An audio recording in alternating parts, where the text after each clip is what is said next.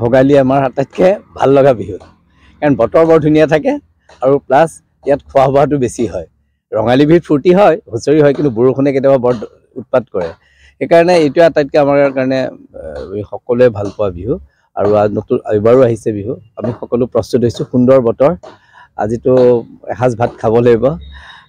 আমি পাভ মাছে হওক ৰৌ মাছে হওক চিতল মাছে হওক আমি সেইবিলাক অকণমান সংগ্ৰহ কৰিবলৈ যত্ন কৰিছোঁ এদিন ভালকৈ খোৱা যায় কিন্তু আগৰ নিচিনা ৰাজহুৱা কাম আজিকালি অসুবিধা হয় বহুত ক্ষেত্ৰত অসুবিধা হয় তথাপি আমাৰ লগত যিখিনি আমাৰ আছে লগৰ সেইখিনি আমি একেলগে গধূলি ল'ম আৰু আশা কৰিছোঁ ভগৱানক প্ৰাৰ্থনা কৰিছোঁ ভোগালী বিহুৰ এই উৎসৱে যেনে অসমীয়া জাতিটোক আমাৰ অসমীয়া জাতিটোক আৰু শক্তিশালী কৰে ভোগৰ উৎসৱ ভোগালীয়ে আমাক শক্তিশালী কৰক মানুহখিনিক আৰু আমাৰ সমাজখন আগবঢ়াই নিবৰ কাৰণে সুস্থভাৱে সততাৰে সমাজখন আগবাঢ়ি নিবৰ কাৰণে ভগৱানে আমাক আশীৰ্বাদ দিয়ক সকলোকে আৰু অসমবাসীৰ লগতে মই বিশেষকৈ যোৰহাটৰ বিধায়ক হিচাপে যোৰহাটবাসী আৰু বিশেষকৈ হোলোঙাপাৰা ৰাইজক